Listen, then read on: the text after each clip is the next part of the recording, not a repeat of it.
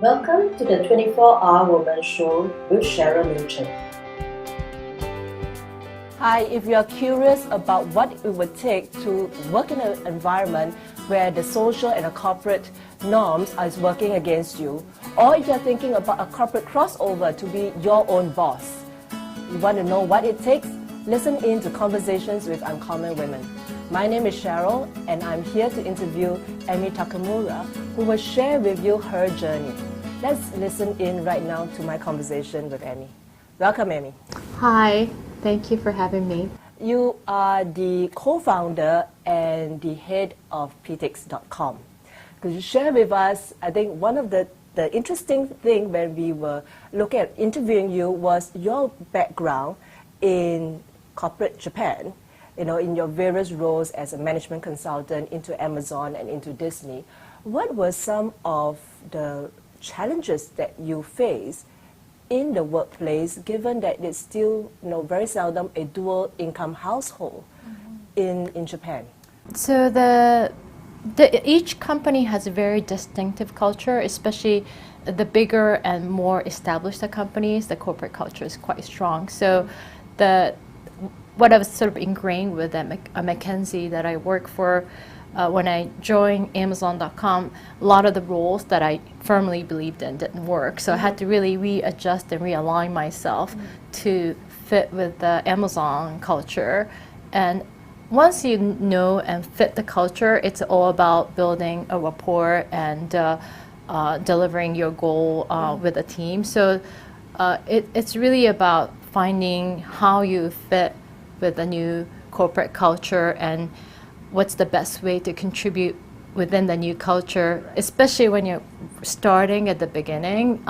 You really have to prove yourself that you're value to the company. So how do you translate the value you created with the previous employer and find your own niche with a new company and new culture? I think that's really the key. Right. And in an environment, did you feel from a social norm perspective, from a society perspective of you heading out to the workplace, did you feel there was sort of a tension between the traditional role that the Japanese society is expecting of women and into the more contemporary role that you embarked on? And how did you deal with that? And maybe in terms of your family, how do you convince them that that's the right way to go? For me personally, I've been working for more of a U.S. Companies in Japan, so I was quite fortunate that we were evaluated on merits, not by gender, or by marital status. So what I was very careful about is each company I joined, within the first 3 to 6 months, I was able to prove myself that I was of value to the company. And once you prove your performance, it gets much easier for me to explain to the family or explain to the team members about my situation, which was quite special with the children or with the husband being a non-Japanese person. So you took time to build your credibility, and then from there reach out and build rapport with the others whom you need to build support. Right, exactly. Right. Yes. Okay. So I always started out with my performance first. So I made sure I add value wherever I was working, and sometimes at the expense of my maybe personal life work balance. But at the end of the day, it always works out, because once you're trusted member and value contributor in the company, then you have much more latitude as to how you like to lead your life and corporate work-life balance. So you navigated your work-life challenges with a longer horizon. Yes. As in, you build the rapport and the credibility first, and then you work around the other pieces in your life. Yes. Because you know that once you've demonstrated your value, then there is a possibility to make some flexibility available. Yes. Right. Given these transitions, what would you say is the one factor that has helped you to be successful in 3 to 6 months to build that credibility? Of course, you have to work quite hard, but not just that, but really know your strengths. I always like to play to my strengths. So, for example, being consultant, my analytical skills and strategy building skill was probably stronger than some of the peers. So I really took that to the advantage and really demonstrated, helped out on the kind of a more holistic strategy planning process rather than sort of an area where my colleagues have many more years of experience. So play to your strengths, I think, is the most important. So play to your strengths. Yes. And how far would you think, if you had stayed in corporate, if you continue to play to your strength, how far do you think it will bring you? Yes. You were already in a very senior position Yes. in your final company. Would you have challenged it further and say, I want to get into the board of directors? I think I could have, being possible candidate for Japan country manager for a large U.S. company's Japan office, for example, Right. with my background. And I left when I knew that's not what I wanted. Right. Because when I started out my career, that was one of my dream positions. And Yes. As I had my years of experience, I realized that's really not where I felt my passion. And what I wanted to do was to start my own business. So that leads me to my next question. What made you realize that that's not what I want? And find out what is it that you want? Right.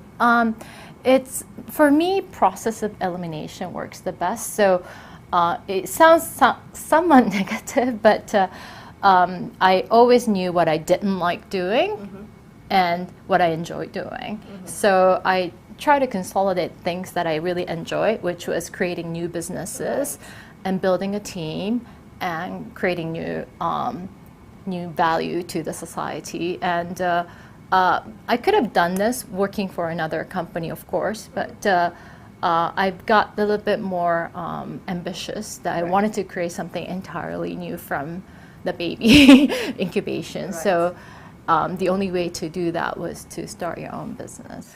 Now, I think there are many of us out there who dream that being an entrepreneur means I'm my own boss. Does that work come true?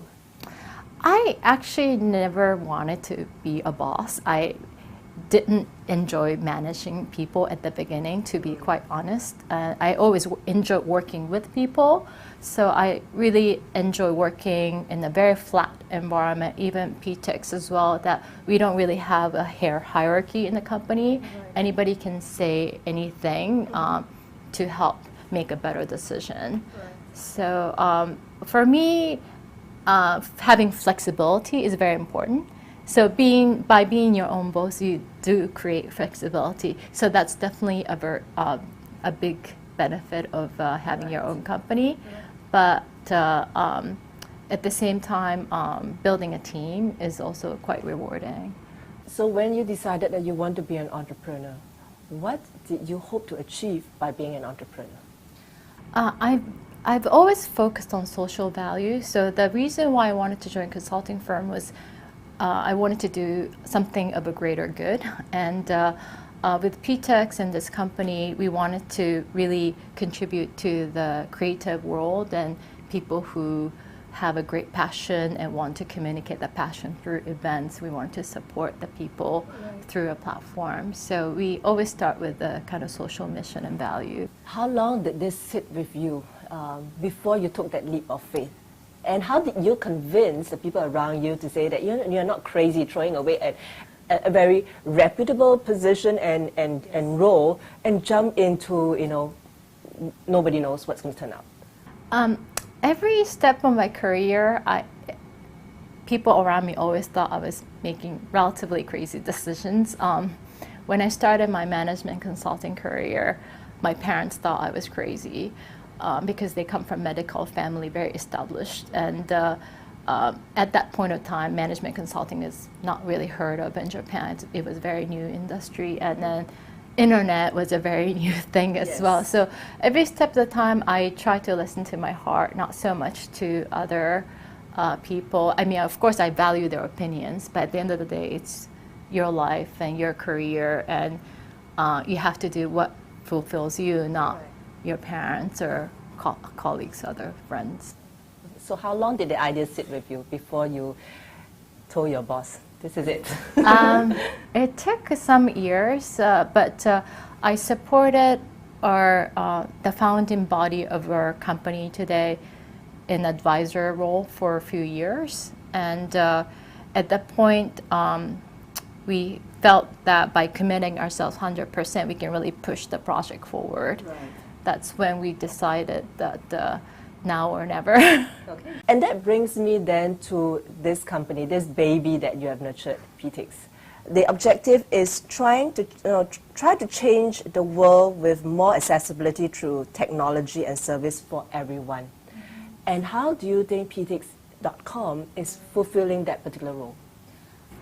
We always felt that the running event is a necessary vehicle for anybody who like to realize their passion, whether they're artists or musicians or corporate or people running workshops. So we felt that it has wide enough appeal in the marketplace, and there wasn't at that point in Japan very convenient, affordable tool available in the marketplace. So we felt the gap between the needs and the service and tools. So now that it's established in Japan, and now you've taken the next leap and you have relocated the family and starting out this second phase out in Singapore. Right. What did it take to transit both the company and your family to come over to Singapore from Japan? Actually, coming to Singapore is a relatively easy decision because we really felt the market is ready for our type of service. Mm-hmm. I came here last summer for a few weeks to just evaluate the market, and I felt that the people really could use our type of service, and there's limited competition. So it was an easy decision for just me to come. Bringing the family over was a bigger decision, obviously, and that took quite some time for us to really decide whether it's a good move. But fortunately, we had enough friends in Singapore who informed us about education and environment here, and it's a great family-friendly country, and at the end of the day, it was a good decision. So. One of the beliefs that we have, and as we interview, the women across the globe, that every step that they take, the early stages is really about discovery about themselves and what are their strengths and what would make them happy and vibrant. But the later part of it, where they took bigger control, it was really towards building a legacy, building something that they feel is worthwhile. Mm-hmm. What would be the legacy piece at this point in time you are defining for yourself? Creating helping create great organizers. For example, in Japan, the past 2 or 3 years, we've seen an organizer who were able to only run very small event, growing into regular event organizers at a bigger scale, and that will help fulfill their vision. So for us, helping create vibrant event organizer community it is really fulfilling for us, because in many verticals that they play in, having very great event experience is generating kind of greater value to bigger community. So that's from the business perspective. What about yourself?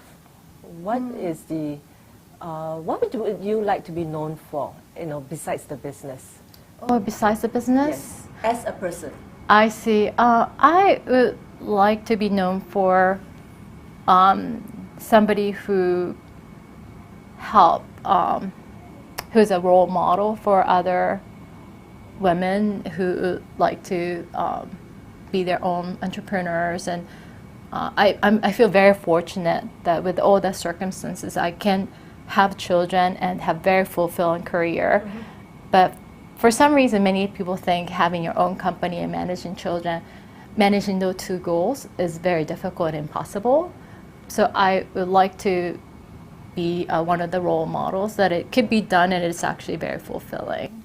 So what are some of your top 2 tips, if you could, to share? How do you manage your work and non-work responsibilities? Work, your business, and caregiving. How do you manage those 2? Nowadays, with cloud tools, all the Google apps and everything, it's gotten so much easier to manage schedule. To be honest, managing schedule is the hardest part with the children and work because they have 2 conflicting schedules. So I was never a good secretary. I was always more of a strategy person. But raising 2 children really kind of taught me to be much more disciplined and be better at managing the responsibility in the finite time frame. Yeah. Okay. With technology, is it your friend or your foe? Technology is definitely a friend. Of course, it's a little bit scary with the rise of social media and how that impact would have a longer lasting impact to children and the future generation. But technology evolution is here to stay. It will never go away.